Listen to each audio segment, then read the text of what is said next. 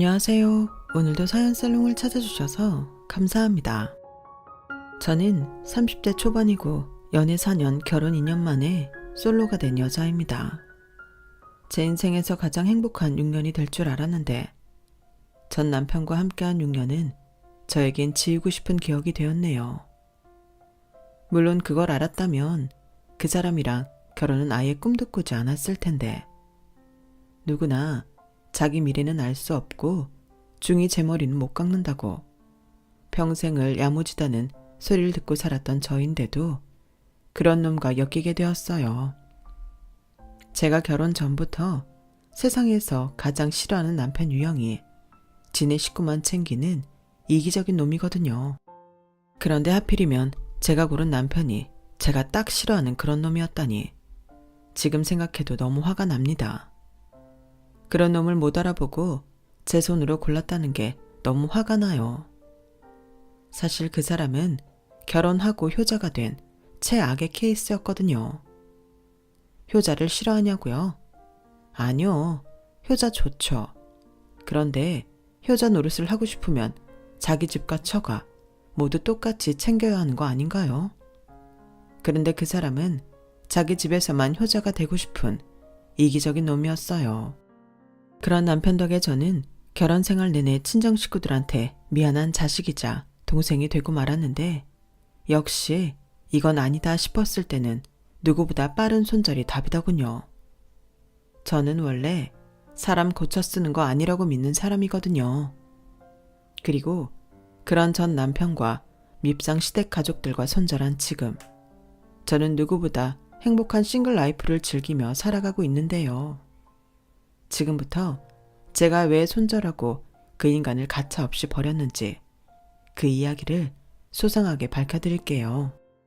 그럼 제 사연 끝까지 함께 해주시고 제 전남편에 대한 욕도 한 바가지 부탁드립니다. 저와 그 사람은 애석하게도 업무로 만난 사이였어요. 굳이 위아래를 따지는 것도 웃기지만 전 남편이 저희 회사 하청업체 직원이라 만나게 되었죠. 그리고 저는 그 사람 입장에서는 깐깐하고 꼬장꼬장한 고객사 직원이었을 텐데 당시 업무 특성상 오랜 시간 서로 협업을 하다 보니 서로 약간의 친분이 생기는 건 자연스러운 일이었어요. 정인씨, 점심 먹었어요? 내가 기가 막히는데 찾았는데 우리 다음에 거기 가서 같이 식사할까요? 정인씨, 이번에 개봉한 영화 중에 진짜 재밌는 거 있대요. 영화는 혼자 보러 가기가 좀 그래서 혹시 괜찮으면 같이 갈래요? 이렇듯 굳이 따지면 전 남편이 먼저 저에게 호감이 느껴져 슬쩍슬쩍 사심이 섞인 행동을 보였는데 저는 당시 만나고 있던 남자친구가 있어서 전 남편의 그런 행동들에도 거들떠도 보지 않았어요. 죄송해요. 제가 이미 밥을 먹어서요. 그리고 저는 용진 씨와는 사적으로 식사할 이유가 없어서요. 죄송합니다. 영화요? 저는 남자친구가 있어서 그 영화는 남자친구랑 보려고요. 요즘은 혼자 영화 보러 가는 사람들도 많던데. 한번 해보세요. 영화 보러 가는데 혼자 가면 뭐 어때요? 저는 그야말로 남자친구가 있을 때는 그 사람한테 철벽을 쳤어요. 그런데 그런 저의 모습이 그 사람한테는 쓸데없는 승부욕을 자극했던 걸까요? 아니면 다른 남자가 있다는 저인데도 저를 포기할 수 없을 만큼 좋아했던 건지. 그 사람은 제가 당시 남자친구와 헤어지기만을 학수고대하며 기다리다 때를 잘 잡아 저에게 다시 자기 마음을 표현하더군요. 그리고 이번엔 더 신중하게 제가 불편하지 않을 만큼의 호의를 베풀며 다가왔는데 가랑비에 옷 젖는지 모른다고 제 마음에도 어느새 그 사람에 대한 감정이 싹트기 시작했죠. 10번째가 안 넘어가는 나무가 없다고 제가 그 나무였던 거예요. 솔직히 하나부터 10까지 다 맞춰주고 챙겨주는데 싫어할 여자는 없잖아요. 게다가 저희는 서로 회사는 달라도 함께 일하는 사이라 조금 더 특별하게 느껴졌는데 지금 돌이켜보면 그 사람한테 너무 화가 납니다. 자기 본 모습을 꽁꽁 숨기고 마냥 너그럽고 이해심 많은 남자 코스프레를 했던 놈이었으니까요. 그리고 그런 연극을 무려 4년이나 했던 놈이었는데, 그러니 저는 그 사람이 천하의 이기적인 지 가족만 챙기는 효자인 줄은 꿈에도 몰랐어요. 저랑 연애할 때 그 사람은 자기 가족은 물론이고 자기 집에는 관심도 없는 사람처럼 행동했거든요.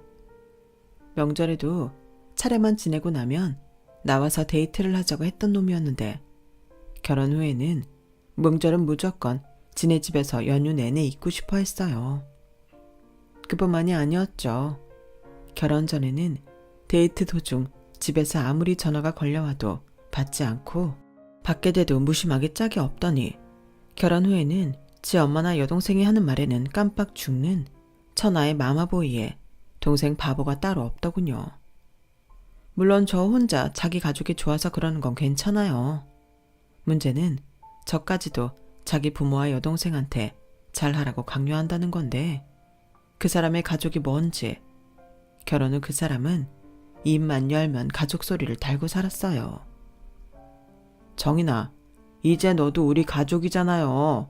그럼 며느리고 올케 언니인데 우리 식구들한테 좀 신경 써야 하지 않을까? 뭐 다른 뜻이 있어서 하는 말은 아닌데 가족이 됐으니 더 잘 지냈으면 해서. 이딴 말을 한 번도 아닌 여러 번 반복해서 하니 4년 동안 만났던 그 남자는 어디로 가고 이상한 놈이 내 남편이라고 앉아있나 싶었어요. 그리고 더 열받는 건 뭔지 아세요? 정작 지는 우리 엄마나 오빠들한테 전화 한 통이나, 아니 문자 한 통도 하지 않았는데 그런 사람이 뻔뻔하게 저런 말을 하니 기가 막힐 노릇이었어요. 그러니 저런 모습을 무려 4년이나 숨겼다는 게 화가 나지 않을 수가 없었는데, 그때는 그걸 알아차리지 못하고 그 사람과 4년 연애 후 자연스럽게 결혼 이야기를 나누게 되었어요. 결국 결혼도 타이밍이잖아요. 그때가 둘 다 결혼에 대해 관심도도 높아졌을 때였고, 이 정도로 성격적인 면에서 잘 맞는다면 결혼해도 행복할 수 있겠다는 확신이 들었는데, 제가 그렇게 속아 넘어갈 줄 누가 알았겠냐고요. 지금 생각해보면 결혼 전 제가 그 사람에게 고마움을 느꼈던 적에 가진 잘못된 확신이 문제였던 것 같아요. 저희 친정 형편이 그다지 좋지 않았거든요. 저희 엄마는 28살 어린 나이에 남편과 사별했고 안 해본 일이 없이 3남매를 혼자 키웠는데, 제 위로는 오빠가 둘 있어요. 돈이 있어도 혼자 아이 셋을 키우는 건 어려운 일인데 저희 엄마는 돈까지 없으니 정말 죽을 맛이었죠. 그런데 그런 와중에도 자식 교육엔 아끼는 법이 없었는데, 당신한테 유일하게 남은 금가락지도 선뜻 팔아서 저희 남매 학비를 낼 만큼 저희 엄마는 자식 교육에 진심이셨어요. 솔직히 먹고 살 돈도 없던 저희 가족이었지만 저희 엄마는 굶더라도 공부하는데 돈 아끼는 거 아니라고 하신 분이셨어요. 그래서 악착같이 벌어 아들 딸 할 거 없이 모두 똑같이 대학 공부시키고 겨우 생활을 이어가셨는데, 공기업의 큰 오빠가 장가를 가고 대기업에 들어간 작은 오빠가 회사 근처로 독립을 하면서 엄마는 비로소 작은 빌라 하나를 마련하게 되셨어요. 사실 그것도 싫다고 하는 걸 당시 같이 살던 제가 대출금 이자는 제가 낸다고 사자고 고집을 부려 사게 되었는데, 저는 당시 지금 다니고 있던 회사에 입사한 지 얼마 안 된 신입이었어요. 그래서 저도 돈을 버니 그 정도는 고생만 하고 산 엄마한테 제가 거뜬히 할 수 있다고 생각했는데요. 저희 엄마는 제 고집에도 불구하고 처음엔 얘는 엄마가 뭐하러 돈 아깝게 집을 사니? 엄마는 그냥 전세 살아도 괜찮아. 그럴 돈 있으면 네 작은 오빠랑 너 결혼할 때 쓸 돈 모아야지. 하며 끄덕도 하지 않았는데, 제가 집이 왜 필요가 없어. 나 이제 이사 다니는 거 지긋지긋하단 말이야. 그리고 오빠나 나나 결혼하면 알아서 하지. 왜 엄마한테 손을 버려? 큰오빠도 자기가 알아서 결혼했잖아. 난 평생 결혼 안 하고 엄마랑 살 수도 있으니까 이 집은 사자. 내가 대출금 다 낼게. 라고 고집을 부리며 물러나지 않으니 저희 엄마가 무슨 그런 서운한 말을 하냐며 끝끝내 그 집을 계약하셨어요. 그리고 저한테 네가 벌면 뭐 얼마나 버냐고 대출금이든 이자든 낼 필요 없다고 하셨는데 누가 집 사기 싫다고 한 사람이었는지. 저희 엄마는 계약서에 도장을 찍자마자 그 집 현관문이 닳아 없어지도록 가셔서 쓸고 닦고 난리도 아니셨어요. 그뿐만이 아니었죠. 걸핏하면 달력을 펼쳐놓고 이사 가는 날만 손꼽아 기다리셨는데 마침내 새 집으로 이사한 날, 그날 저녁 저희 엄마는 아빠 사진을 꺼내놓고 한참을 우셨습니다. 그걸 멀리서 보는데 저렇게 좋아할 거면서 왜 싫다고 했는지 제 마음이 다 찢어지더라고요. 그래서 결심했죠. 저희 엄마가 사는 이 집 대출금 이자는 무슨 일이 있어도 내가 끝까지 책임진다고요. 그런데 막상 결혼을 하려고 하니 이 부분을 남편에게 오픈해야 했고, 솔직히 예비 신랑 입장에서는 싫을 수 있는 일이기에 만약 이 부분이 문제가 된다면 저는 미련 없이 결혼을 포기할 생각이었어요. 그런데 그 사람의 반응은 굉장히 나이스했고 자식이 부모 생각하는 건 당연한 거라며 저더러 장하다고 칭찬까지 해주는데 그때 정말 뭣도 모르고 그 사람한테 너무 고마웠어요. 세상에 이런 인성이 훌륭한 남자가 다 있다니 감탄까지 했는데요. 훌륭한 인성은 개뿔. 그 사람의 실체는 결혼하고 얼마 지나지 않아 드러났어요. 저희는 서로 급여 생활을 하고 있었기에 누구 하나 경제권을 갖기보다 각자 관리하며 공동생활비를 따로 한 통장에 넣기로 합의했는데요.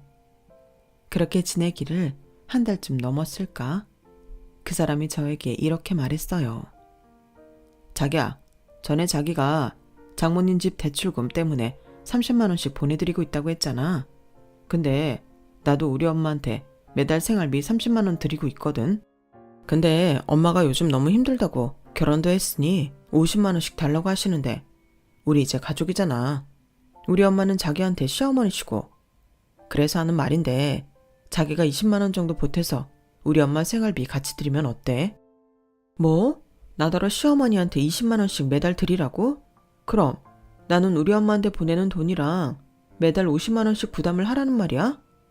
자기야, 그건 말이 안 되지. 정 그러면 둘이 똑같이 40만 원씩 부담하면 어때? 에이, 자기는 우리 엄마한테 고작 10만 원 주려고? 그리고 내가 생각을 해봤는데 자기는 위로 오빠가 둘이나 있는데 왜 자기만 장모님한테 돈을 들여? 그것도 불공평하지 않아?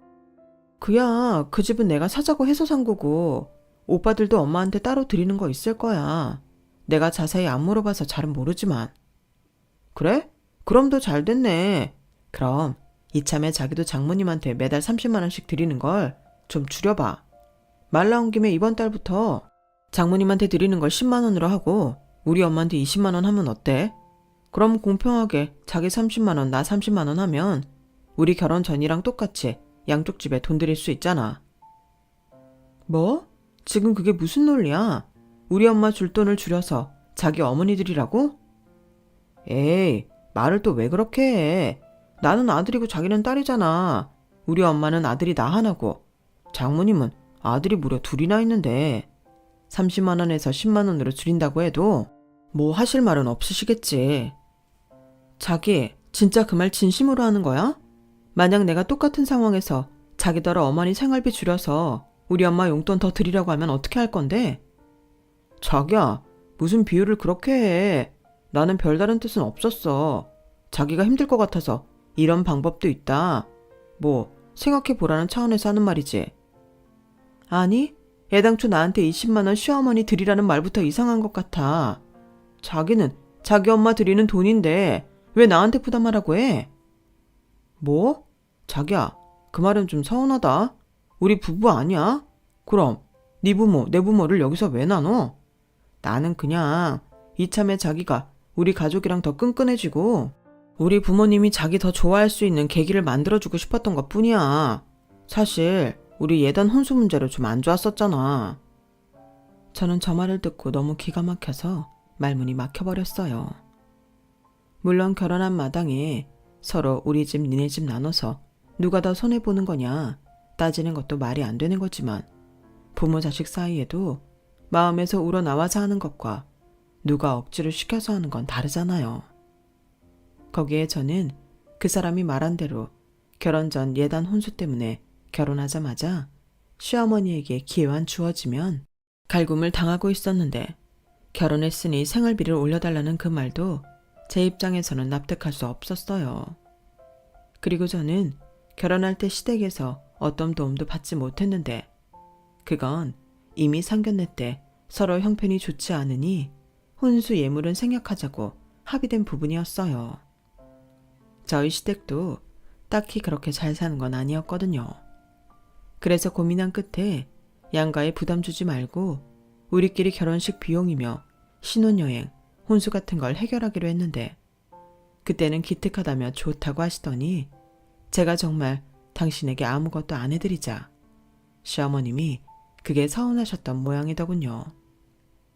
그런데요, 제 입장에서는 그것도 좀 말이 안 된다고 생각하는 게, 며느리가 바리바리 싸들고 오는 예단 혼수 바라시면 당연히 신혼집 정도는 해주신다고 하셔야 이치가 맞지 않나요? 근데 요즘 트렌드고 어쩌고 저쩌고 하면서 저희더러 양가에 손 안 벌리고 저희끼리 신혼집 마련하는 건 당연하다는 듯 말씀하셨었는데, 결혼 후에는 저더러 몸만 딸랑 시집왔다며 그렇게 불만이 많으셨어요. 이러니 안 봐도 비디오인 게 생활비라도 더 땡겨 받겠다는 심상이신 것 같았죠. 멀리 보면 그게 더 남는 장사일 테니까요. 그리고 저도 어지간하면 저 40만 원, 남편 40만 원으로 해서 원하는 생활비 50만 원 맞춰드리려고 했는데, 저놈이 지가 더 부담하는 게 싫어서 저런 개소리를 하니 화가 나지 않을 수가 없었어요. 이제 결혼한 지 얼마 안 된 신혼부부인데 연애할 때보다 결혼하고 다투는 일이 많아졌어요. 거의 대부분 서로의 부모님에게 소홀한 것 같아 서운하다는 이유였죠. 그리고 남편의 여동생 시누이도 그 엄마의 그 딸이라고 저한테 뭐 하나 받은 거 없다며 은근히 돌려서 비아냥거렸는데요. 언니, 그거 알아요? 오빠 결혼하면서 새언니한테 뭐 하나 받은 거 없는 사람은 딱 저 하나밖에 없어요.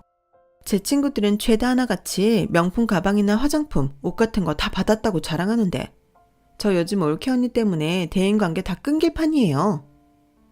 어머, 아가씨는 오빠 결혼하는데 축의금도 안 냈으면서 뭘 그렇게 바래요? 막말로 오빠가 결혼한 거지 아가씨가 이익 남는 장사하는 게 아닌데, 그럼 아가씨는 시집갈 때 저한테 뭐 해줄 거예요? 어머 언니, 신우가 시집가면서 올케 언니한테 뭐 해주는 집이 어딨어요? 올케 언니가 시집가는 신우한테 뭘 해주는 거죠? 언니는 꼭 그러더라. 우리 집에 뭐 하는 게 그렇게 아까워요? 내가 진짜 MR까지는 안 하려고 했는데 저희 엄마도 요즘 동네 마실도 안 가요. 창피하다고. 언니가 우리의 고충을 10분의 1이라도 알았으면 좋겠네요. 그래요? 그럼 나도 말 나온 김에 그냥 해야겠다. 저도 사실 그래요. 뭐 제가 오빠 선택해서 한 결혼이라 말은 안 했는데 주변에서 신혼집 하나 안 해주는 시댁이라고 저한테 서운하지 않냐고 물어보는 사람들도 많거든요. 그리고 저 함 같은 거 안 받았잖아요. 저도 몰랐는데 원래 며느리 드릴 때 옷이랑 화장품이랑 해서 꾸민비도 준다고 하더라고요. 저는 그런 것도 못 받았는데. 서운한 거 생각하면 끝도 없잖아요. 그래서 저는 그냥 우리 각자 서로 안 하고 안 받았다 생각하면 서운하지도 않고 좋을 것 같은데. 아가씨랑 어머님은 아니신가 봐요. 어머, 세상에 그렇게 말하는 사람들도 있어요? 구시대적이다. 저는 신우의 구시대적이라는 말을 듣고 어이가 없어서 얼굴이 일그러졌어요. 내로남불이 따로 없더라고요. 그리고 신우한테 그 얘기를 전해 들었는지 시어머니도 그 뒤로는 아예 노골적으로 이런 말을 하셨는데요. 나 참 기가 막혀서 어떤 집구석이 며느리 들이면서 돈을 그렇게 쓴다니? 아들 잘 키워서 줬으면 감사합니다 하고 성의 표시를 하라는 건데 뭐? 신혼집? 꾸민비? 어머니도 참 그 얘기 아가씨한테 들으셨어요? 요즘은 서로 그렇게 해주려면 다 해주고 안 하면 다 안 하고 그러나 보더라고요. 사실 저도 그래서 상견례 때 양가 부담 안 드린다고 한 건데, 어머니, 저도 사람이에요. 저도 당연히 뭔가 드리면 받고 싶죠. 근데 저도 안 한 거니까 그런 말 들어도 하나도 서운하지 않아요. 그게 이치에 맞잖아요. 어떻게 나는 1원 한 장 안 써놓고 뭔가 바랄 수 있어요? 염치 없게. 너 지금 나더러 염치 없다는 소리냐? 아니요. 예를 들면 그렇다고요. 그러니까 어머니, 저희 이제 이 문제로 부딪히는 거 그만해요. 대신 제가 할 도리 잘할게요. 저는 그렇게 그 문제가 일단락 된 줄 알았어요. 그때까지만 해도 말은 통하는 사람들이라고 생각했는데 어쩜 하나같이 자기 생각밖에는 안 하더라고요. 그러고 보니 남편까지 포함해서 저 집 구석은 욕심이 많은데 남한테 쓰는 돈은 아까워 죽는 쫌생이 기질이 있었어요. 물론 연애할 때는 전혀 모르는 일이었죠. 제 성격상 밥 하나를 얻어먹으면 밥값만큼의 고급 디저트를 사거나 다음에 만날 때 선물을 하는 등 평등한 관계를 유지하려 노력했는데 아마도 그래서 남편이 연애하는 동안은 불만이 없었던 것 같아요. 만약 제가 남자한테 데이트 비용을 더 많이 부담시키며 무언가 바라는 여자였다면 저 쫌생이 기질을 더 빨리 파악할 수 있었을 텐데 저야말로 황당하게 짝이 없는 일의 연속이었어요. 그렇게 어찌어찌 결혼 1년을 넘겼고 아주 깨가 쏟아지는 신혼은 아니었어도 그럭저럭 남편과 큰 탈 없이 무난한 생활을 이어갔는데 그러는 중 제 조카의 첫 돌이 되었어요. 저는 원래 애를 좋아하는 편은 아니었는데 막상 고모가 되니 조카가 너무 예쁘더라고요. 원래 첫 조카가 그렇게 예쁠 수가 없다고 하더니 제가 조카 바보가 되었어요. 마트나 백화점에 가면 그렇게 조카 옷이랑 장난감이 눈에 들어올 수가 없었는데 그런 조카의 첫 생일이다 보니 저도 덩달아 신이 났죠. 하지만 남편은 어쩐지 별로 그날에 대해 이렇다 저렇다 말을 하지 않았는데 남편이 그러더군요. 저기 자기 조카 돌잔치 말이야. 우리는 부부니까 자기가 축의금 내는 걸로 끝인 거지. 내 조카도 아닌데 내가 따로 봉투하는 것도 웃기잖아. 뭐? 누가 들으면 자기는 남인 줄 알겠네. 자기는 고모부잖아. 그럼 자기 조카이기도 한 건데 축의금도 안 낸다고? 아니 내가 물어봤는데 보통은 봉투 하나에 그 가족이 다 하는 걸로 퉁치는 거라서. 그럼 나는 자기 조카 돌잔치에 일 있다고 가지 말까? 식대 때문에 눈치 보이는 거면 그렇게 해도 돼. 어차피 거기 가봤자 정신만 없지. 뭐라고? 말을 왜 자꾸 그렇게 해? 우리 채원이 내 조카이기도 하지만 자기 조카이기도 한 거야. 자기는 걸핏하면 이제 나는 가족이니 자기 식구랑 잘 지내야 한다고 하면서 자기는 어쩜 그러냐? 내가 뭐 괜히 또 시비 건다. 자기 조카 예뻐 죽겠잖아. 그럼 돈도 안 아까울 텐데 내 몫까지 더 넣어. 그리고 이름 둘 다 쓰면 되잖아. 아니 내 말은 왜 그렇게 선을 긋냐는 거지. 꼭 그렇게 불편해하는 티를 내야 해? 나는 적어도 시댁 식구들 앞에서 그러진 않잖아. 그럼 막말로 아가씨는 내 동생도 아니니까 안 챙겨도 되겠네. 정인아, 이게 지금 비유가 맞아? 내 동생은 신우인데 어떻게 자기 조카랑 동급 취급을 해? 알겠어 그럼. 나중에 아가씨 결혼해서 애 낳아도 내 조카 아니라고 생각하면 되는 거지? 돌잔치 한다고 해도 나는 쏙 빠지고. 그렇지? 참, 하나부터 10까지 돈이랑 엮이면 쉽게 넘어가는 법이 없었어요. 그리고 결국 제 조카 돌잔치에 그 사람은 일이 있다며 오지도 않았는데 그때 저희 엄마가 많이 서운해 하시더라고요. 저는 새언니 보기 좀 민망해서 제대로 시간도 보내지 못하고 집으로 돌아왔는데 그 인간이 거실에서 짜장면 시켜 먹고 퍼져서 자고 있었어요. 순간적으로 그 짜장면 그릇 그대로 그 얼굴에 덮어주고 싶었는데 싸우기 싫어서 참았네요. 그러다 시댁에 한 가지 사건 아닌 사건이 일어났어요. 원래도 시부모님은 사이가 그렇게 좋은 편은 아니셨거든요. 서로 각자 자기 말만 하는 스타일이라 꼭 붙어 있으면 싸움이 나곤 하는데 시아버님은 전업주부인 시어머니를 늘 자기 밑으로 보고 하대하셨어요. 집에서는 양말 하나 당신 손으로 벗는 법이 없고 물 하나도 당신이 따라 마시는 일은 없었는데 시어머니도 결국 터질 것이 터지고 마셨던 거죠. 내가 이 집 종이야? 아니 어떻게 같이 산 지 40년이 되어 가는데 사람을 지나가는 개만도 못하게 무시를 해? 왜 갑자기 언성을 높이고 그래? 여태 누구 덕에 배 안 굶고 등 따시게 살았는데 내가 나가서 뼈 빠지게 일해서 번 돈으로 편하게 살았잖아. 누가 편하게 살아? 다른 집 여자들도 전업주부지만 여왕처럼 살아. 아니 혼자서만 조선시대에서 넘어왔어? 꼴랑 100만 원 벌어오면서 내가 나가서 벌어도 100만 원은 더 벌어오겠다. 자기같이 무식하고 경력도 없는 사람을 누가 쓴다고 해. 그리고 내가 지금이야 100만 원 벌지 예전에는 200도 벌고 300도 벌었어. 어디서 하늘 같은 서방님을 무시해? 아니 다른 집 남자들처럼 돈이나 많이 벌어와서 사람을 무시하면 내가 돈 때문에도 참고 살 텐데 당신은 벌이도 시원치 않으면서 왜 나만 무시하는데? 내가 나가서 100만 원 이상 벌면 어쩔 건데? 아이고 제발 그래라. 나도 당신이 나가서 제발 100만 원 이상 벌어오는 여자였으면 좋겠어. 그럼 내가 살림 다 하고 당신 떠받들고 살게. 그 말 진짜지? 지금 생각해도 속이 답답해요. 물론 저는 시아버님 같은 스타일의 남자 경멸합니다. 솔직히 결혼 전에는 시아버님이 저런 사람이라는 거 몰랐어요. 아무도 알려주지 않는데 제가 어떻게 아나요? 그리고 시어머니도 당신 자존심에 절대로 시아버님에 대한 나쁜 얘기는 안 하셨는데 딱 보면 알죠. 사랑받는 아내인지 무시당하는 아내인지. 어쩌면 시어머니는 그런 것들 때문에라도 저한테 갑질을 하려고 하셨던 것 같아요. 저도 자기를 무시할까 두려웠을지도 모르죠.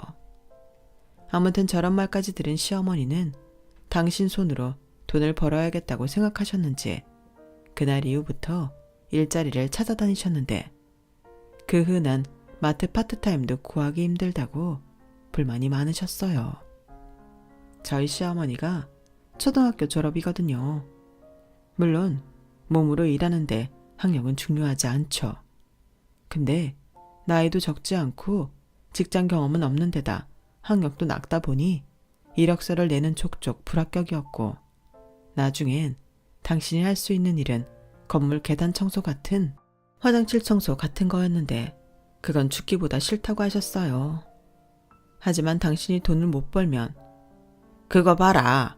누가 당신 같은 사람을 써? 그러니 괜히 나대지 말고 집구석에서 내가 하는 말이나 잘 듣고 있어. 라고 시아버님이 기고만장할 게 분명하다며 걸핏하면 저희 집에 와서 신세한탄을 하셨는데 솔직히 저도 드릴 말씀은 없었어요. 저라면 건물 청소라도 할 것 같거든요. 하지만 시어머니는 우아하게 많은 돈을 버는 그런 일을 하고 싶다고 하셨고 아무리 생각해도 가게를 얻어서 장사하는 게 자기 적성에 맞을 것 같다고 했는데 가게는 뭐 누가 공짜로 차려주지 않잖아요. 네, 시어머니는 결국엔 가게 차릴 돈을 저희한테 달라고 하려고 소위 말하는 밑밥으로 까셨던 거예요. 그리고는 당신이 화장품도 잘 알고 옷도 잘 안다며 그런 쪽 가게를 열면 분명 대박이 날 거라고 하셨는데 저는 솔직히 도와드릴 생각이 없었어요. 저희 시어머니 장사 수완 같은 거 없으시거든요. 장사라는 게 결국은 남 비위를 잘 맞추는 건데 저희 시어머니는 당신 기분이 더 중요한 사람이라 사회생활 자체가 어려우실 것 같았어요. 하지만 효자 아들은 달랐죠. 어떻게든 자기 엄마를 도와주고 싶어 했는데 그 짠돌이가 제 눈치를 살살 보는 게 영 낌새가 좋지 않았어요. 그래서 일부러 그 자리에 있지 않고 남편이 오랜만에 나가서 밥을 먹자고 해도 바쁘다고 가지도 않았는데 지도 눈치가 없는 게 아니니 제 의도를 알고도 남았어요. 그러니 또 서운하고 빈정이 상해서 나중엔 저를 아주 투명인간 취급하는데 괜히 저기에 말려서 시어머니한테 돈이라도 드려야 될까봐 저도 그냥 아무 말 안 했죠. 그러자 또 그놈 혼자 약이 올라서 별것도 아닌 일에 생트집을 잡으며 사람을 괴롭히는데 내가 이러려고 결혼이라는 걸 했나? 회의감마저 들었는데요. 그래도 내심 이혼은 안 하려고 했어요. 저도 참 미련했는데 그래도 4년을 좋게 만난 남자이기도 했고 무엇보다 친정엄마가 속상할 게 싫어서 최대한 잘 살고 싶었죠. 그리고 주변에서 보통 1년에서 3년은 그렇게 별것도 아닌 일로 죽자고 싸운다고 해서 저희도 그런 시기를 지내는 건가 했는데요. 어쩌면 저는 이미 알았던 것 같아요. 이 인간들이랑 저는 결국엔 가족이라는 한 배에 탈 수 없다는 걸요. 그리고 애써 그 직감을 무시하고 있던 어느 날 대형 사고가 터지고 말았죠. 그때가 저희 시어머니가 가게 타령한 지 6개월이 조금 넘었을 때였는데 글쎄 시어머니가 남편이랑 신우랑 짝짝꿍을 해서 옷가게를 차렸더라고요. 그리고 저한테는 말도 하지 않았는데 뭐 제가 안 도와주려고 했으니 일부러 그랬나? 하고 그 부분은 넘겼어요. 그런데 매달 저희 집 대출금 나갈 때 문자가 오는데 그날은 문자 내용이 조금 다르더군요. 아니, 조금 다른 게 아니라 날벼락 같은 내용이 적혀 있었어요. 통장에 잔액이 없다고 해서 대출 원금과 이자가 인출되지 못했다며 잔액을 확인하라는 내용이었는데 저는 그 문자를 읽고 또 읽었네요. 사실 그 통장엔 잔액이 없다는 게 말이 안 되는 거거든요. 저는 고지식 하다 못해 돈에 대해서는 미련한 사람이라 굶더라도 집 대출금은 무조건 내야 한다는 주의였어요. 재산이라고는 집밖에 없는데 아파서 돈을 못 벌거나 무슨 일이 있으면 당장 집부터 걱정인지라 무조건 분기별 상여금이나 특별 보너스 나오면 만약을 위해서라도 그 통장에 돈을 넣었거든요. 그리고 3년이 지나면 절반 정도는 중도 상환을 할 생각으로 더 악착같이 돈을 넣어두고 있었는데 그래서 2년 가까이 모은 돈이 7천만 원이 넘었었죠. 남들 스타벅스 가서 커피 마실 때 저는 텀블러에 믹스커피 챙겨가서 먹었다면 제가 어떤 마음으로 돈을 아꼈는지 감이 오시죠. 게다가 그 통장은 집 대출금을 남편과 반반 부담하는 거라 남편이 매달 대출금의 절반씩을 입금하던 통장이었어요. 그러니 제가 갖고 있던 통장 중에 잔고가 제일 많은 것은 물론이고 그 통장에 돈이 없다는 건 말도 안 되는 일이었어요. 전 재산을 도둑 맞은 것과 다르지 않죠. 그래서 일도 내팽개치고 바로 은행으로 달려간 저는 당시 통장이 없었기 때문에 신분증을 갖고 은행 창구에서 통장 잔액과 거래 내역을 확인했는데요. 정말 제 통장엔 잔액이 없더군요. 거기에 최근까지 하루에 인출할 수 있는 최대치만큼 야금야금 뽑아간 이가 있었는데 그 순간 제 머리에는 모든 퍼즐이 맞춰졌어요. 시어머니의 뜬금없는 그 가게에 제 돈이 다 들어간 것이 분명했죠. 그리고 그 돈을 저한테 말도 하지 않고 뽑아간 그 사람을 저는 절대로 용서할 수 없었는데요. 그 은행은 제 주거래 은행이 아니라서 알림 서비스를 신청하지 않은 것이 저의 불찰이었어요. 저희가 신혼집 얻을 때 전세나 매매나 별 차이가 없어서 둘이 벌어 같이 대출금을 갚는다는 의미로 집을 샀거든요. 그런데 신용이 제가 더 좋아서 제 이름으로 대출을 받게 되었고 자연스럽게 제 명의의 통장에 남편이 돈을 입금하게 되었는데 그래서 그 사람도 그 계좌의 비밀번호를 알고 있었어요. 하지만 그 통장에 입금만 할 뿐 출금을 할 거라는 건 꿈에도 몰랐던 저는 그 사람이 그 통장에 손을 댔다는 사실 하나만으로 그 인간과 더는 함께할 수 없었는데요. 아니, 그 통장에 있는 돈이 지 돈이 아니라는 걸 지가 모르나요? 아무리 저랑 지가 부부라고 해도 그 돈은 마음대로 건드리면 안 되는 건데 저는 너무 화가 나서 남편놈한테 전화를 걸었어요. 그러자 처음엔 대수롭지 않게 퉁명스럽게 전화를 받던 그 사람은 제가 대출금 통장 이야기를 하자 화들짝 놀라는 기색이었는데 나 회의 있어서 바빠. 그 얘기는 나중에 집에 가서 하자. 라고 말하고 먼저 끊어버렸는데요. 그 뒤로는 전화를 걸어도 받지 않았어요. 그래서 일단 족을 치더라도 집에 가서 하자는 마음으로 일도 손에 잡히지 않는 가운데 겨우 퇴근 시간에 맞춰 집에 왔는데 아니나 다를까 이 인간은 집에 들어오지 않았고 11시가 넘어서 술에 잔뜩 취해서 고주망태가 되어 들어왔어요. 그런 인간하고 할 대화는 당연히 없죠. 저는 너무 열받아서 잠도 못 자고 그 사람이 술 깨기만을 기다리며 냉수만 벌컥벌컥 마셨는데 이내 아침이 되니 그 사람이 깨어났어요. 그리고 곧장 제 눈치부터 봤는데 제가 도끼 눈을 하고 지를 쳐다보고 있으니 지도 도망갈 곳이 없다는 걸 안 눈치더군요. 그런데요, 적반하장도 유분수지. 그 사람이 빌어도 시원치 않을 판에 저한테 다짜고짜 화를 내는 게 아니겠어요. 정말 미친놈이죠. 그리고 한다는 말이 그래, 내가 그 통장에 있는 돈 잠깐 썼다. 어차피 그 통장에 나도 매달 입금하는데 나도 그럴 만한 권리가 있지. 권리? 권리? 웃기고 자빠졌네. 너는 돈을 저금하는 게 아니라 대출금으로 나가는 거고 거기 있던 돈은 순전히 내 돈이잖아. 아니, 부부 사이에 네 돈 내 돈이 어딨어. 공동재산이지. 그리고 내가 엄한 데 쓴 것도 아니고 우리 엄마 가게 차리는데 좀 보태줬다. 내가 장남인데 그 정도는 할 수 있잖아. 막말로 우리 엄마 가게가 잘 되면 자기도 점수 따고 좋지. 점수 좋아하네. 나는 그런 거 안 따도 되니까 내 돈 물어내. 당장 원상복귀 시키라고. 우리 이번 달 대출금 못 나갔어. 아우 시끄러워. 한 달 밀린다고 어떻게 되지 않아. 그리고 다음 달부터 우리 엄마 가게 매출 나오는 대로 조금씩 갚는다고 했고 그러다 보면 원상복귀 되겠지. 어느 천년에. 너는 니네 엄마 말을 믿니? 나는 절대 안 믿어. 그래서 니네 엄마가 돈 얘기해도 모른 척하고 있었던 거라고. 됐고 당장 이번 달 대출금이라도 네 돈으로 내.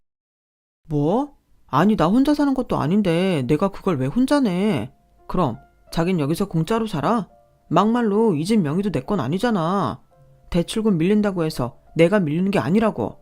자기 다른 통장에 돈 꼴 붙여놓은 거 있잖아. 그걸로 내. 뭐라고?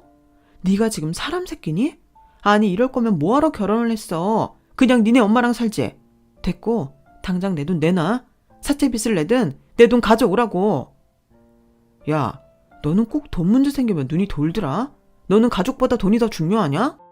돈에 환장했냐고. 다른 사람도 아니고 시어머니 드린 돈이 그렇게 아까워? 그래, 아까워. 막말로 어린 조카 축의금도 아까워서 벌벌 떠는 네 놈이 그런 얘기하는 게 맞기나 하냐? 가족보다 돈이 더 중요하냐고? 그러는 넌 나를 가족이라고 생각은 해? 됐고 이혼해. 나는 좀도둑 같은 너랑은 한시도 같이 못 살아. 뭐? 좀도둑? 진짜 사람을 뭘로 보고. 내가 네 남편이야. 남편 같은 소리 한다.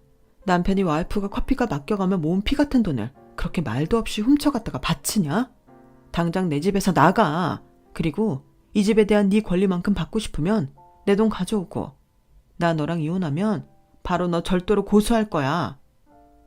저는 어쩌면 그 사람 말대로 눈이 돌았을지도 모르겠어요. 제가 생각해도 그때는 제정신이 아니었거든요. 그리고 그 돈이 하루아침에 사라졌다는 사실에 저는 결국 악을 쓰다 졸도하고 말았고 눈을 뜨니 병원이었는데요. 제 옆에는 친정엄마와 오빠들, 새언니가 있었어요. 그러니까 진짜 제 가족들이 거기 있더라고요. 저는 순간 펑펑 눈물을 쏟았고 가족들에게 그동안 있었던 모든 일을 털어놓았는데요. 그러자 저희 오빠들이 쏜살같이 나갔어요.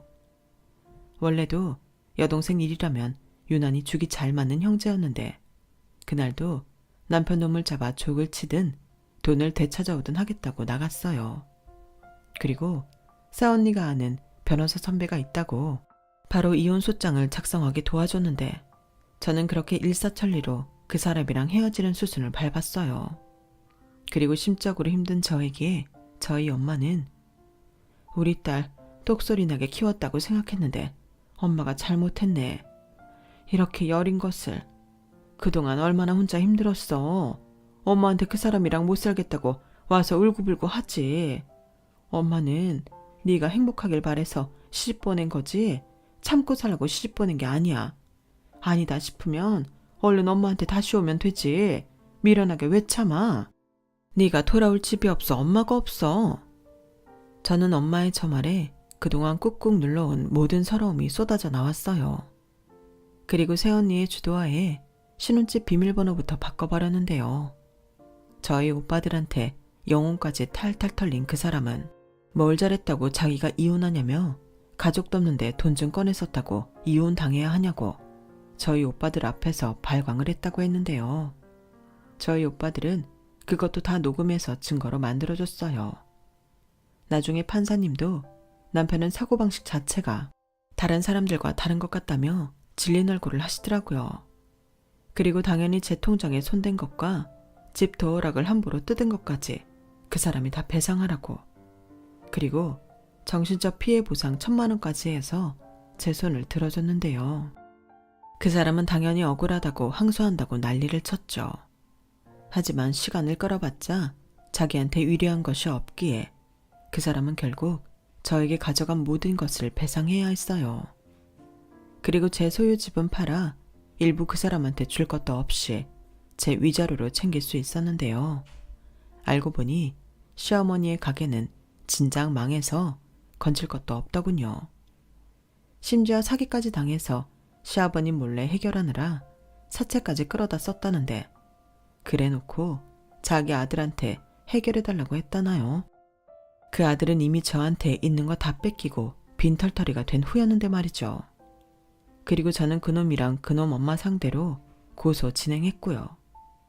법이 무섭긴 한지 그 사람 월급 압류하자마자 어디서 구했는지 그 돈 전부 돌려받았어요. 그 뒤 그 사람이 전화해서 거의 죽겠다는 듯 이렇게 말했는데요. 야, 너 진짜 치사하다. 내가 그 돈 떼먹을까봐 남의 월급 통장에 압류까지 거냐? 나 그 바람에 회사에 소문 다 났어. 어쩔 거야? 나 너 명예훼손으로 고소할 거야. 그래? 해. 이미 시작은 네가 했고 나는 동의도 하지 않은 돈 돌려받기 위해서 할 수 있는 건 했을 뿐이야. 고소하고 싶으면 해. 진짜 너란 여자 질린다. 내가 너 그 돈 해주느냐고 대부업체 가서 대출받은 거 알아? 나 진짜 너 하나 때문에 폐가 망신했어. 우리 엄마랑 내 동생은 아버지한테 쫓겨났고 지금 사채업자들 피해서 도망 다닌단 말이야. 그런데 지금 다니고 있는 회사에까지 이런 소문 나게 만들면 나는 어쩌라는 거냐? 내가 이래서 회사를 다닐 수 있겠어? 내가 지금 그것까지 신경 써줘야 해? 그러게 왜 그랬어? 애당초 누가 자처한 일이야. 가족이니까 그런 것도 이해해줘야 한다. 입장 바꿔서 내가 네 뼈 빠지게 모은 돈 내가 몰래 우리 엄마 갖다 줬다고 해봐. 넌 그럼 가만히 있겠니? 나한테 억울하다고 하지 마. 넌 그냥 네가 지은 죄 벌 받는 거니까. 저는 그렇게 통쾌하게 그 사람 알거지로 만들고 이혼했어요. 그 뒤 아파트도 1억 차익 남겨 팔았고 엄마한테 이 돈으로 넓은 아파트 이사 가자고 했는데 이번에도 저희 엄마는 싫다고 하시더군요. 엄마, 돈 때문에 그래? 아니, 이 집에 엄마는 좋아. 엄마가 산 첫집이고 우리 딸이 사준 첫집이잖아. 이만하면 엄마한테는 대궐이지. 이젠 동네도 정들고 해서 다른 데 가고 싶지도 않고. 우리 딸이 이렇게 돌아오니 옛날 생각도 나는 게 엄마는 여기 떠나기 싫다. 이건 진심이야. 저는 그 말에 이사는 포기했어요. 그리고 은근 저도 그 집에 정이 들어 떠나고 싶지 않았는데 너도 나도 아파트가 살기 좋다고 하지만 우리한테는 여기가 천국이라고 생각하며 지금까지도 잘 지내고 있습니다. 저는 계속 회사 잘 다니고 있고요. 이혼하면서 제법 만들어진 종잣돈이 있어서 요즘은 투자 공부하면서 조금씩 자산을 불리고 있어요. 돈 공부라는 게 은근 재밌더라고요. 그리고 이혼하고 3개월 정도 지났을까? 회사 사람한테 결국 전 남편 놈이 회사를 그만뒀다는 말을 듣게 됐는데 뭐 자기 손으로 사표는 냈지만 잘린 거나 다름없지. 이미 평판이 바닥이라 누가 같이 일하고 싶겠어? 자기가 못 버티고 나간 거지. 지금 보니까 자기가 성견지명이 있었어. 자기 이혼 잘했다. 라고 하더군요. 그리고 며칠 뒤 노숙자 행sek을 한 그 사람이 저를 찾아왔는데 저를 보자마자 무릎 꿇고 자기 살려달라며 저한테 돈을 빌려달라고 했어요. 제가 미쳤나요? 그 사람한테는 10원도 아까운데요. 그래서 바로 작은 오빠한테 전화를 걸었더니 그 사람이 바로 주랭랑을 쳤어요. 저희 작은 오빠가 좀 많이 무섭거든요. 게다가 처자식이 없으니 지난번에 큰 오빠보다 더 그 사람한테 죽기 살기로 했나 보던데 작은 오빠 목소리 들리자마자 무슨 귀신이 쫓아오는 것처럼 아니야, 나 그냥 갈게 하고 내빼는데 그 모습을 보니 오랜만에 속이 뻥 하고 뚫리는 것 같더군요. 그 뒤 작은 오빠가 무서운 건지 지도 염치가 없다는 걸 알았는지 그 사람은 제 인생에서 삭제되었어요. 연락은 물론이고 코빼기조차 보이지 않게 되었는데 바람이 있다면 제가 늙어 죽는 날까지 그 인간이랑 그 인간 가족은 안 봤으면 좋겠습니다. 좋아서 한 결혼이었는데 이혼하니 더 좋아요. 아니, 이럴 줄 알았으면 결혼 같은 건 하지 않았을 텐데. 이제서 결혼하고 오랜 시간 동안 잘 사는 분들 정말 존경스럽습니다. 저는 당분간은 연애나 결혼 같은 건 생각하지 않으려고요. 물론 제 잘못이라고 생각하진 않지만 지금은 누구보다 제가 제 자신을 챙기고 싶은데 이혼하고 가만히 생각해보니 제가 결혼하고 제 자신을 못 챙겼더라고요. 남이 챙겨주지 않는데 저까지 저를 챙기지 않았다니 제 자신에게 너무 미안한 거 있죠. 저는 앞으로 제가 좋아하는 것들 저한테 많이 해주면서 더욱 행복한 싱글 라이프를 즐기도록 하겠습니다. 한번 사는 인생 저도 후회 없이 하고 싶은 거 다 하려고요. 제 사연은 여기까지예요. 지금까지 제 사연 함께 해주셔서 대단히 감사합니다. 오늘도 내일도 아니 매일매일 건강하시고 행복하시길 진심으로 바라겠습니다. 그럼 안녕히 계세요. 여러분, 사연 댓글에 응원과 현명한 조언 부탁드려요. 좋아요와 구독은 저에게 큰 힘이 됩니다. 오늘도 좋은 일 가득하세요.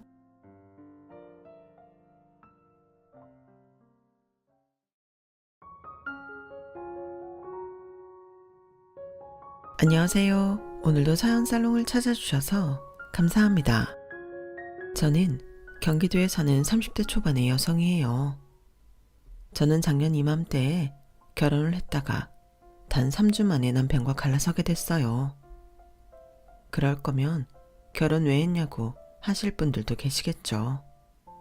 하지만 혼인신고도 안 한 마당에 뻔뻔하고 구시대적 사고방식으로 저를 무시하는 그런 집안과는 얼른 끊어버리고 싶었어요. 결혼이라는 게 분명 남녀 두 사람의 일이고 둘의 사랑이 중요한 게 맞죠. 하지만 저는 제 인생 최대 사건인 이혼으로 꼭 그게 다가 아니라는 걸 깨달았다고나 할까요? 저는 다음번 만남은 정말 신중하게 생각할 것 같아요. 남편의 삐뚤어진 효심과 그게 당연한 줄 아는 시어머니는 그 짧은 3주라는 기간 내내 저를 우습게 여겼다가 결국 쪽박차지 않으면 다행일 신세가 되었어요. 이제부터 저의 완전 짧았던 결혼 생활과 이혼 이야기 시작할게요.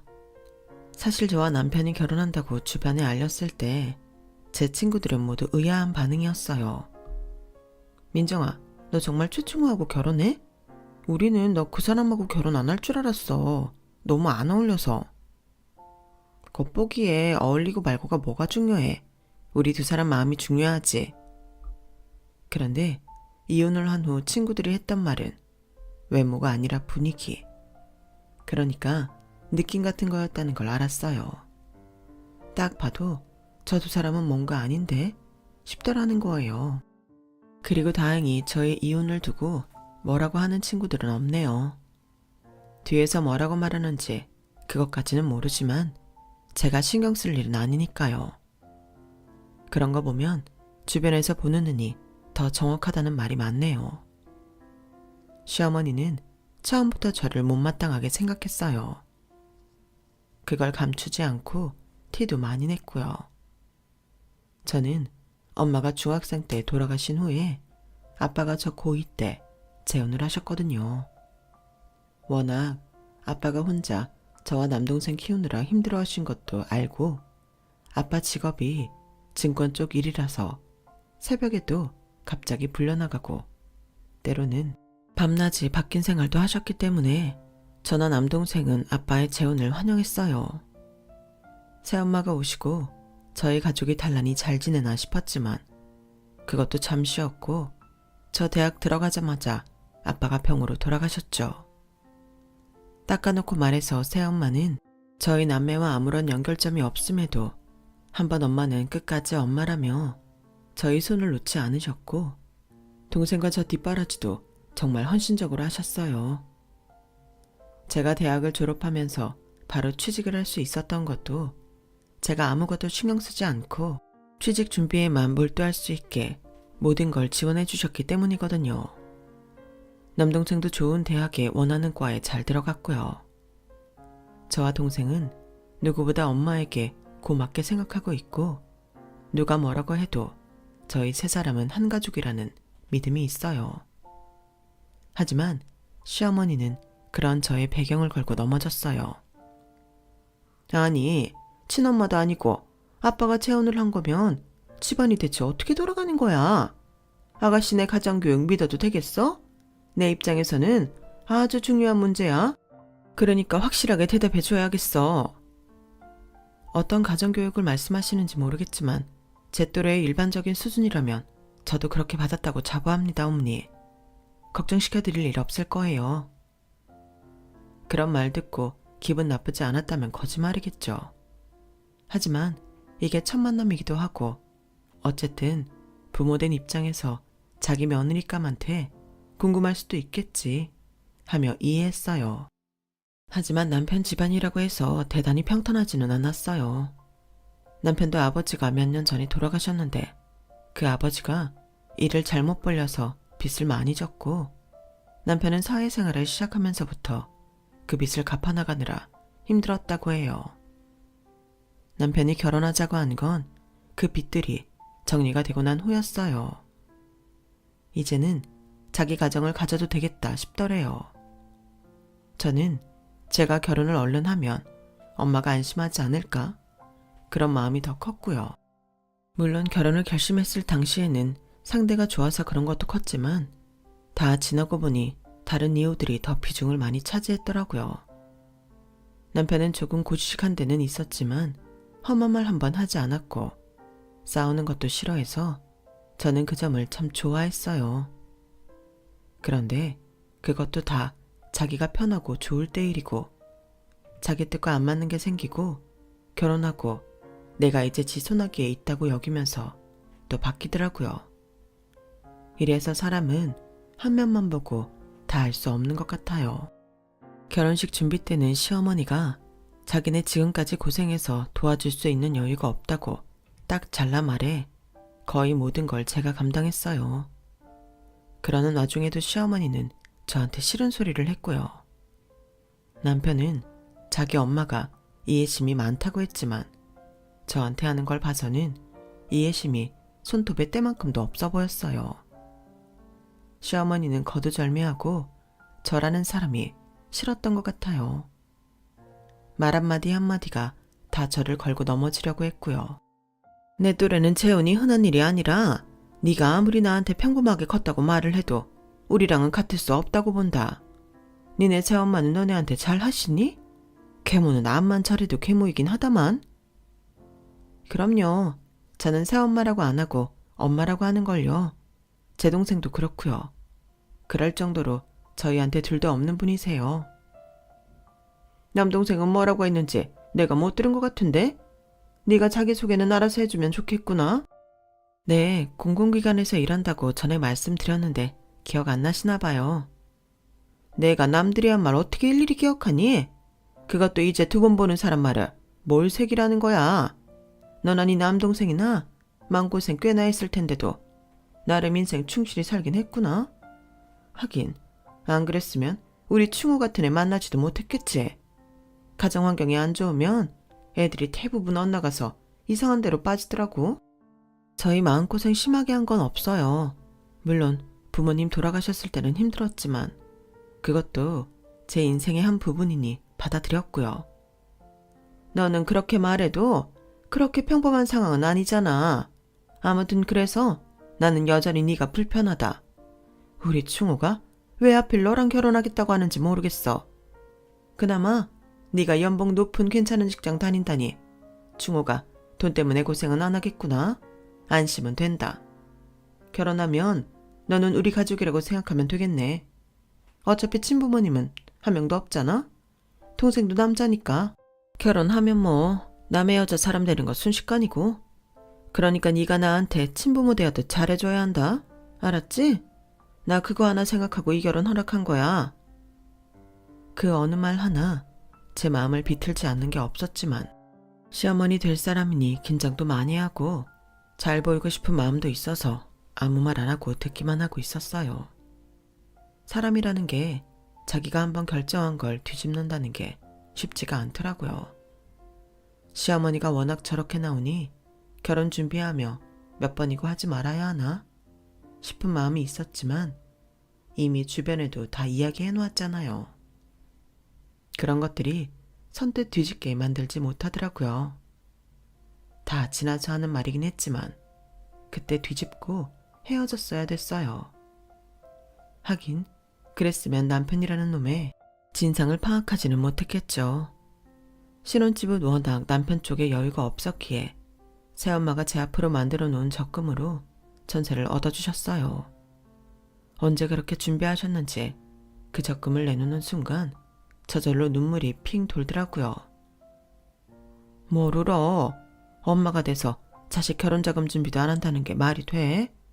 이것 말고도 네 예단할 돈도 따로 뒀으니까 걱정 마. 네가 모은 돈으로만 어떻게 해보겠다고 생각하지 말고. 엄마, 그래도 너무 고마워서 뭐라 말해야 줄지 모르겠네. 뭐야 김민정? 이렇게 또 나 새엄마인 걸 티내는 거야? 친엄마였어도 이렇게까지 고마워했을까? 그냥 당연히 생각하고 고마워하라며 받지. 엄마로서 당연한 일 하는 거야. 아빠는 증권맨으로 꽤 많은 돈을 남기셨고 엄마는 부동산과 주식에 대해 철저히 공부하셔서 아빠 돈을 허투루 쓰지 않으시고 차곡차곡 불리셨어요. 오랫도록 직장을 다니지 않아 할 수 있는 일이 없다며 자기가 공부하는 건 자신 있다면서 말이죠. 현명한 엄마 덕에 저희는 돈 걱정은 하지 않고 공부했어요. 엄마가 하도 집을 잘 사고 잘 파니 주변에서 부동산 해보라고 난리라 결국 부동산 중개업자 시험을 보셨고요. 그래서 지금은 서울의 큰 재래시장에서 작은 부동산을 하시는데 규모는 그래도 집도 자가이고 엄마 차도 따로 있고 노후 자금까지 여유 있는 알부자예요. 아무튼 그렇게 집을 엄마가 해결해 준다고 하니 남편이 엄청 좋아하더라고요. 그러니까 집 안에 들어놓는 건 충우 씨가 많이 했으면 해. 나는 어머니한테 맞춰서 예단도 해야 하잖아. 물론 엄마가 도와주신다고는 했지만 그래도 내 힘으로 할 수 있는 데까지는 해봐야지. 그래야지. 그런데 너도 알다시피 내가 여윳돈이 많이 없잖아. 그러니 신혼 물품을 준비한다고 해도 썩 마음에 드는 걸 할 수 있을 것 같지는 않더라. 그래서 말인데 지금 반반으로 해서 그래도 좀 괜찮은 걸 사는 게 좋지 않겠어? 한두 번 쓰는 것도 아니고 장만해두면 다 오래 쓰는 거니까 몇 년 지나고 난 다음부터는 집에 들이는 거 전부 내 돈으로 할게. 기왕 내 사정 이해해주기로 한 거 조금만 더 봐줘. 이렇게까지 말하는데 안 된다고 할 수 있나요? 저는 알겠다고 했고 남편은 그제야 마음을 놓는 게 보였어요. 제가 집도 해오고 집에 들일 물건들도 반은 한다고 하니 시어머니는 아주 대놓고 화색이 돌더라고요. 아우 너무 잘 됐네. 안 그래도 우리 호정이 혼사 얘기까지 오가서 이거 다 어떡하나 했는데 말이야. 아가씨도 결혼해요? 몰랐어요. 축하드려요. 충호가 아직 얘기 안 했구나. 아무튼 목돈 들어갈 거 확 줄어서 그거 하나는 좋구나. 아 맞다.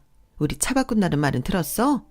우리 차라기보다 내 차인 건데 그동안 빚 때문에 힘들었던 거 다 내려놓고 나니 차가 너무 오래된 거 있지. 그래서 이 기회에 제일 좋은 걸로 바꿀 거다. 시어머니가 신이 나서 자랑을 하자 남편은 당황해 얼른 말을 가로챘어요. 엄마, 그런 것까지 다 얘기 안 해도 괜찮아. 우리 결혼한 거랑 엄마 차 사고 호정이 결혼하는 게 뭐 그리 큰 상관이 있다고. 엄마 부담이 줄었다는 말만 하면 되지. 그런가? 아무튼 네가 이렇게라도 하니 빠지는 집안이어도 면목은 좀 서겠다? 니네 새엄마가 너 망신은 안 시키는구나. 그 말을 할 때 정말 욱할 뻔한 걸 가까스로 참았어요. 아무리 저보다 나이가 많고 제가 대접해야 할 어른이라고 하지만 저런 막말까지 다 참아야 하는 건 아니라고 생각해요. 그래도 저는 최대한 시어머니 예우를 하려고 애를 썼고 남편도 그런 저의 눈치를 보며 더는 자기 엄마가 말을 하지 않게 괜한 수다를 떨더라고요. 그러자 시어머니는 남편 보고 왜 이리 쓸데없는 말을 하냐며 짜증을 내더니 또 이러더군요. 예민정아, 내가 못할 만한 건 아니지? 앞으로 네가 다 알아야 할 사정인 건데 얘는 왜 이리 유배를 떠니? 엄마, 내가 차차 이야기한다고 했잖아. 그러니까 그 얘기는 그만하고 다른 얘기해요. 남편은 유난히 자기 엄마가 말을 못하게 하려고 필사적이었어요. 그때는 저희 집에 대해 나쁘게 얘기할까봐 그러는 줄 알았죠. 하지만 그게 아니었어요. 남편한테도 다른 속내가 있어서 그랬던 거예요. 그리고 상견례를 마치고 난 후 저희 집은 제 결혼을 그닥 반기지 않는 분위기로 변했어요. 엄마도 남동생도 그 집 분위기가 마음에 들지 않는다고요. 뭐 이런 거 다 편견일 수 있는데 시어머니 자리가 너무 불편하구나. 은근히 나 새엄마인 거 꼽주는 것 같고. 제가 그날도 너무 속상했던 게 시어머니는 마치 저희 집 약점이라도 잡은 것처럼 깐죽거렸어요. 지금은 정확한 말이 기억이 안 나지만 확실히 우리 엄마를 우습게 여기는 언행을 했었네요. 거기다 동생까지 이렇게 말하더라고요. 내가 이래봬도 범죄자 상대한 지 3년이잖아. 그 사람들이 범죄자 같다는 건 절대 아니고 솔직한 사람들은 아닌 것 같아. 그 여동생 눈빛도 돈 떼어먹고 달아났다 붙잡힌 사람들하고 너무 똑같고. 이렇게 말하면 너무 넘겨짚는다, 궁예한다 그러겠지? 아무튼 느낌이 그래. 느낌이 좀 안 좋네. 매형만 봤을 때랑 달라. 매형도 거기 있으니 어째 같은 사람으로 보이고. 남동생은 검찰청에서 검찰 수사관으로 일하고 있거든요. 그러니 두 사람 말이 아주 신경 쓰이지 않았다면 거짓말이죠. 그동안 저도 보고 겪은 게 있기도 하고요. 결혼식이 끝난 다음 날 신혼여행을 떠나는 자리에 나온 시어머니는 엄마한테 또 한마디 했어요. 어머, 이렇게 신혼여행까지 배웅 나오실 줄 몰랐어요. 이러니까 진짜 엄마 같으시다. 아무튼 민정이가 고아처럼 자라지 않게 하신 건 대단하시네요. 앞으로는 제가 알아서 잘 가르칠게요. 우리 민정이를요? 제가 배울 거 다 배우고 지 앞가림 잘하는데 사돈 보시기에 우리 민정이가 많이 모자라나 봐요. 집도 해가고 신혼가구며 가전제품이며 결국 민정이가 낸 돈도 더 많았는데도 불평 한마디 안 하고 어머니 아가씨 하며 다 챙기는데 어떤 거 가르치시게요? 아우 사돈, 제 말이 섭섭하게 들리셨어요? 저는 그저 앞으로는 저희 식구나 다름없으니 제가 잘하겠다 그런 말이었어요. 또 사돈은 개모소리 들을까봐 혼낼 것도 못 혼내고 그랬을 수도 있잖아요. 민정이 혼날 일 있으면 혼냈겠죠. 쟤처럼만 하라고 하세요. 세상 모든 자식들 키우기 편할 테니까. 어머, 우리 사돈 단단히 삐치셨나 보네. 알았어요. 그냥 잘해주겠다 이러는 걸로 해둘게요. 제 동생 민욱이도 그렇고 둘 다 제 배 아파 난 자식이나 다름없이 키웠어요. 사돈은 그거 아시고 우리 민정이 정말 잘해주셨으면 합니다. 예. 그러니까 앞으로는 생각과 걱정은 마시고 사돈은 사돈 인생 마음껏 즐기세요. 얼핏 듣기로는 좋은 말 해주는 것 같지만 말의 처음부터 그 맥락을 전부 뜯어보면 아주 돌려가기도 이런 돌려가기가 없었어요. 신혼여행 내내 저는 시어머니가 엄마한테 한 말들이 머릿속에서 뱅뱅 돌아 그 어떤 것도 눈에 들어오지 않았고 먹는 것도 맛있는 줄 모르겠더라고요. 그리고 그제서야 그런 엄마 밑에서 자란 이 사람이 자기 엄마 같지 않으라는 법이 있나 하는 생각이 들었어요. 왜냐하면 그동안 자기 엄마가 저나 우리 집에 대해 그렇게 심한 말을 하는데도 단 한 번 똑부러지게 자기 엄마를 저지하지 못했거든요. 시어머니가 집안 사정 말할 때나 차차 할 거라며 말 못하게 막았고요. 분명 제 얼굴빛이 좋지 않을 게 분명한데도 아랑곳하지 않고 잘 먹고 혼자 신나서 돌아다닌 걸 보니 저의 선택에 대해 의심하지 않을 수가 없었어요. 저는 그때 바로 혼인신고를 하지 않기로 결심했어요. 시어머니도 이 사람도 앞으로 어떻게 나오는지 좀 더 지켜봐야겠다는 마음이 들었거든요. 이렇게 바로 눈앞에서 침울해 있는 나한테 관심조차 없는데 어쩌면 이 사람은 우리 엄마가 자기 엄마한테 그런 심한 말을 들어도 당연하다고 생각하는지 모르겠다 싶었어요. 남편은 신혼여행 돌아와서 다음날 바로 주민센터에 가자고 했지만 제가 집 정리 다 하고 알아서 하겠다며 일단 둘러댔죠. 그 후회되는 결혼을 한 와중에도 100번 잘했다고 생각한 게 혼인신고를 바로 하지 않았다는 거예요. 그리고 시어머니는 제 신혼생활이 시작되자마자 저를 쥐잡듯 잡으려고 작정한 사람 같았어요. 이틀 지난 후부터 저를 집에 불러서 오만 잡일을 다 시켰거든요. 이런 걸 왜 시키나 그런 생각은 말아라. 이게 다 내 나름대로 교육이야. 우리 집안 가풍은 익혀야 되잖아. 무슨 화장실 변기 닦고 안 쓰던 접시며 그릇 다 꺼내서 설거지하는 거에 가풍을 들먹이나요. 집도 차로 30분 정도 걸리는 거리인데도 시어머니는 매일 저보고 집에 들르라고 하셨어요. 내가 딱 생각한 게 한 달이야.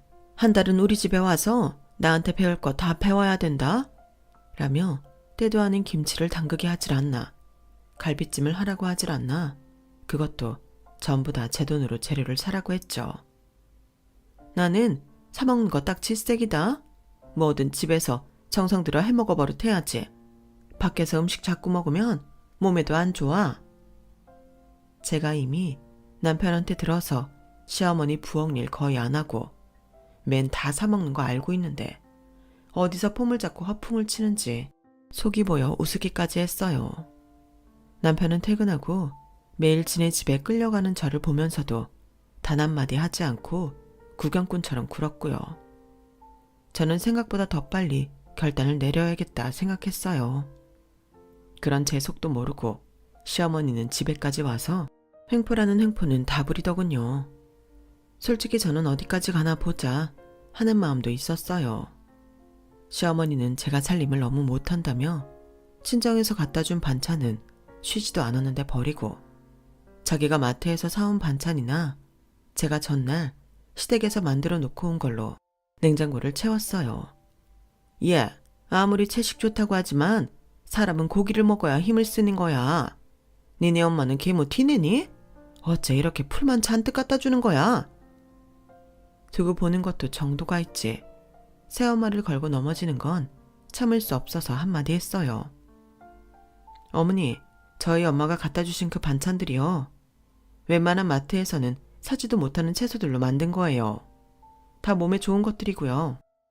그렇지 않은 거라도 양파, 당근, 샐러리, 이건 우리가 음식 만들어 먹을 때 기본으로 들어가는 영양가 풍부한 채소들이고요. 엄마가 저희 입시 공부할 때도 저렇게 만들어주셔서 집중력도 좋게 만들어주셨어요. 다 나름 노하우가 있는 음식인데 상하지도 않은 걸 왜 마음대로 버리세요? 여기는 어머니 댁 아니고 제 집이에요. 그러니까 어머니가 더는 상관 안 하셨으면 좋겠어요. 보고 자란 거 없는 티를 이렇게 내네. 세상에 어떤 며느리가 시어머니가 가르치는데 토를 달아? 이러니까 네가 네 계모 얼굴에 멱칠을 하는 거야. 이건 뭐 고아랑 다를 게 하나도 없어. 네, 저보고 뭐라 하시는 건 좋은데요. 저희 엄마한테 말씀 삼가해 주셨으면 좋겠어요. 적어도 어머니한테 이런 대접 받을 뿐 아니거든요. 저를 직접 가르치겠다고 맨날 불러드리는 건 시어머니시니 이 정도는 분별하시리라 믿습니다. 어머, 얘 말하는 싸가지 좀 봐. 너 참 대단하구나. 그래, 그렇게 대단한 너 집안 살림은 어떻게 하나 보자. 우리 충우돈 막 쓰는 거 아니지? 가계부나 통장 내용 내놔. 지금까지 어머님 댁에 장박한 거 다 제 돈으로 썼고요. 저희 공동 통장 같은 거 없어요. 충우 씨가 아직 그럴 사정이 안 되잖아요. 그건 차차 만들기로 했으니 확인하고 싶으시면 나중에 하시면 되겠네요. 시어머니는 제 말에 부들부들 떨며 돌아갔고 집에 돌아온 남편은 저한테 그걸 갖고 뭐라 했어요. 시어머니가 남편한테 곳에 전화를 했더라고요. 너 엄마랑 좀 잘 지낼 수 없어? 그냥 아무 말 하지 않고 듣기만 해. 그러면 너도 편하고 좀 좋아? 꼭 이렇게 신혼 초장부터 내가 엄마한테 네 험담하는 전화를 받아야겠어? 충호 씨는 이 상황이 괜찮은 거야? 내가 어머니한테 말도 안 되는 소리를 듣는 게? 거기에 대해서는 할 말 없어? 뭘 또 그렇게까지 생각을 해. 어른들이 다 그렇지 뭐. 라며 더는 말하기 싫다며 TV 리모컨을 손에 쥐더군요. 결혼 전부터 조짐이 보였지만 솔직히 이 정도로 자기 엄마한테 맞추라며 제 감정은 생각 안 할 줄 정말 몰랐어요. 이 일이 전부 결혼하고 2주 내에 일어난 일이에요. 이러니 제가 이 결혼 텄다고 생각 안 하게 됐나요? 거기다가 정말 제가 결혼을 뒤엎을 일이 곧 터졌어요. 주말이 지나고 시어머니가 회사에서 일하는 저한테 전화를 했더라고요.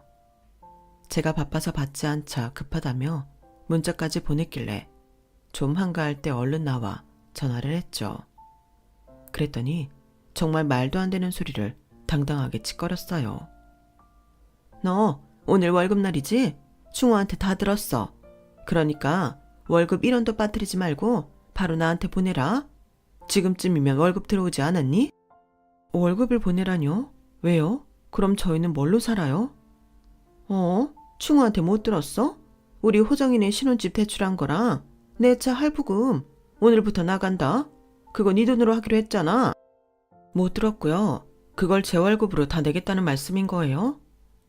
저는 너무 황당해서 머릿속이 하얘졌어요. 그런 감각은 진짜 태어나서 처음 경험했네요. 아니 충호는 다 말한다더니 어떻게 된 거야? 아무튼 일단 돈 보내라. 알았지? 하더니 일방적으로 전화를 끊더군요. 저는 차는 대체 뭘 샀고 신혼집 대출은 뭔 소리인지 제대로 이야기를 들어야겠다 싶어 남편한테 문자를 보냈어요. 남편은 집에 빨리 오겠다며 그때 다 말한다더군요. 저는 혼자 생각을 해봤어요. 결혼 전에 시어머니가 돈 들어갈 일 줄었다며 신우 결혼 이야기랑 자기 차 바꾸는 거 말한 게 이러려고 했나 싶었어요. 남편이 그런 이야기를 못하게 시어머니 말을 가로막은 것도 다 이유가 있었던 거였고요. 그제야 모든 게 다 환히 보이는 느낌이었어요. 남편이 늘 시어머니 이야기에 대충 넘기며 자기 할 일만 한 것도 저한테는 관심이 없고 그저 자기네 식구들 비위 맞추기만 바라던 것도요. 그 순간 저는 이혼을 결심했어요. 남편은 저한테 빨리 지 엄마한테 돈 보내라고 성화부터 하더군요. 웃기지 마. 이런 통보를 내가 왜 받아들여야 해? 나는 전혀 알지 못한 사실이고 내 돈 믿고 차 사고 아가씨 결혼한다. 집 마련한 거면 꿈 깼으면 좋겠네. 야, 너 나랑 같이 살면서 서로 돕기로 했잖아. 내가 지금 빠듯하니까 네가 먼저 드릴 수 있는 거 아니야? 그런데 이제 와서 이렇게 나오면 어떡해? 너만 믿고 있었는데. 아니, 사전에 한마디 말도 안 해놓고 뭐가 어째? 서로 돕는다는 건 이런 의미가 아니지. 우리 같이 먹고 사는 이야기잖아. 나한테는 우리 집에 대한 것까지 합한 거였어. 내 월급 쪽에서 드리는 것만으로는 부족해서 그래. 그리고 엄마 차는 12개월이면 끝나니까 좀 참고 돕자. 차를 대체 뭘 샀는데 나더러 돈을 달라는 거야. 벤츠 신형 좀 큰 걸로 장만했어. 엄마 평생 고생하셨는데 그 정도 탈 자격은 되잖아. 아니, 자격을 나한테 강요하지 말고 그건 자기 형편되는 대로 타는 거지. 그 차 할부 낼 수 없으면 안 타는 게 맞는 거고. 며느리가 있는데 왜 돈을 못 내? 뭐? 충호씨, 나랑 결혼 왜 했어? 이러려고 했어? 아니, 두루두루. 결혼은 원래 이렇게 서로 도우려고 하는 거잖아. 지금은 네가 여유 있으니까 네가 먼저 내라는 건데 그걸 뭐 이렇게 발끈해. 아무튼 돈 얼른 보내드려. 엄마 차도 이미 타고 다녀서 중고돼서 무르지도 못해. 집은 뭐 애들 장난이야? 이미 그 집 해주고 결혼하기로 한 건데 이제 와서 그 집 못한다는 말도 못하지. 아, 아가씨가 좀 사는 집하고 결혼하나 보네? 니네처럼 결정과정도 아니고 제대로 된 집안이야. 그러니 너도 그 정도는 감수해야지. 와, 저는 그때 정말 확 깼어요. 정신이 번쩍 든 거죠.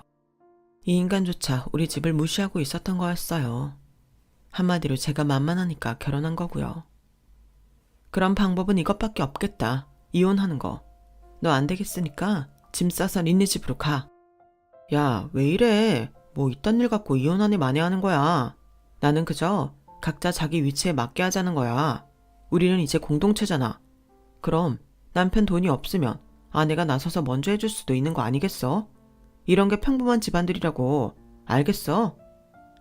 이런 식으로 은근슬쩍 우리 집을 내리까는데 저도 더는 눈에 보이는 게 없더라고요. 그래? 알았어. 그럼 내가 돈 낼게. 너랑 네 엄마 소원대로 돈 보내준다고. 그리고 저는 핸드폰을 두드려 시어머니한테 이체를 했어요. 저는 분해서 이를 부득부득 갈며 보냈죠. 그런데 바로 득달같이 시어머니한테서 전화가 왔어요. 얘, 너 돈 이게 뭐니? 너 이거 보낸 거 맞아? 18원이 뭐야? 뭐가 잘못된 것 같은데? 은행에 말해야 하나? 아니요, 맞아요. 18원. 제가 보냈어요. 그거나 드시라고요. 그러자 시어머니는 전화기에 대고 악을 쓰며 소리를 질렀어요. 야, 너 미쳤어? 이게 시애미한테 뭐? 18원? 저는 전화를 확 끊고 남편에게 똑바로 말했어요. 들었지? 18원. 이게 내가 너랑 네 엄마한테 해줄 수 있는 유일한 거야. 더 이상 한시도 너랑 있고 싶지 않으니까 이 집에서 당장 나가. 내가 네 돈으로 산 물건들은 바로 업체 불러서 실어 보낼 테니까 나가라고. 야, 민정아, 좀 정신 차리고 찬찬히 얘기하자. 뭘 찬찬히 이야기를 해. 웃기지 마. 너 나 뜯어먹으려고 결혼했잖아. 그리고 우리 집을 우습게 봐? 엄마가 새엄마라서 우리 친부모님이 다 돌아가셔서 그런다고 우습게 보는 게 말이 되니? 너네 집 뭐가 그렇게 대단한데? 볼 거 하나도 없는 집에 돈도 없어서 결혼할 때 아무것도 해주지 못해놓고 뭐가 그렇게 당당하냐고. 전부 우리 엄마 돈으로 다 해놓고 사는데도 고마운 건 모르고 걸핏하면 평범한 집안 들먹이는데 내가 왜 살아야 돼? 네 마음 알겠어. 그런데 우리 엄마 그동안 고생하셨잖아. 그러니 우리가 마음 앞에서 효도하는 마음으로 해드릴 수 있잖아. 우리 엄마 대놓고 비꼬는 소리 하는 사람한테 내가 왜? 너도 아주 당연하다는 듯 가만히 있잖아. 그런 인간들한테 내가 왜? 너네 엄마 곧 달려올 기세던데 니네 엄마 오면 너 같이 가면 되겠다. 그러니까 당장 짐 싸. 정 그러면 엄마 차 할부면 네가 책임져. 호정이 집 대출금은 내가 어떻게 해볼 테니까. 이러지 말자 우리. 그걸 내가 왜 책임져? 뭐? 벤츠? 진짜 가짜나서. 우리 엄마 건물 있고 자가에다 지금도 돈 벌어도 벤츠 안 타. 돈도 없는데 무슨 배짱으로 벤츠를 사. 그것도 큰 거? 너 나한테 다 덤태기 씌우려고 말 안 했지? 네 속 다 보여. 너처럼 은근슬쩍 사람 등쳐먹는 인간을 내가 뭘 믿고 평생을 살아? 어차피 우리 혼인신고도 안 했으니까 너랑 나는 그저 동거만 했을 뿐이고 아무 사이 아니야. 여기 내 집이고. 그러니까 당장 나가. 아우, 네가 너무 화를 내니 무슨 말을 못하겠다. 나 일단 나갈 테니까 너 좀 가라앉으면 다시 대화하자. 다시 대화할 일 있으면 경찰서에서 보자고 할 거야. 그리고 너 내 동생이 정확히 무슨 일 하는지 모르지? 검찰 수사관이야. 네 일로 검찰 갈 일은 없겠지만 수사관이면 너 같은 인간 어떻게 취급하는지 감이 오지? 경찰에도 인맥 있어. 그러니까 짱돌 굴릴 생각하지 말고 당장 네 짐 챙겨. 얼른. 안 그래도 우리 엄마랑 동생이 니네 집 인간들 쎄하다고 하더라. 와, 내 친구들도 정말 너랑 결혼할 거냐고 했을 때 내가 다시 생각했어야 되는 건데 이럴 때에는 남들 보는 눈이 더 정확하긴 하네. 하긴 내가 콩깍지 씌었으니 보이는 게 있었겠어? 너란 인간한테 열받을 정도로 감쪽같이 속았는데. 제가 하는 말 한마디 한마디 전곡을 찌르니 남편은 얼굴이 하얘져서 자기 짐을 챙기더라고요. 저는 그 인간이 칫솔까지 다 챙기는 걸 지켜봤고 마침 집 앞에 온 시어머니한테 그 짐가방을 던지듯 주며 두 사람을 쫓아내버렸어요.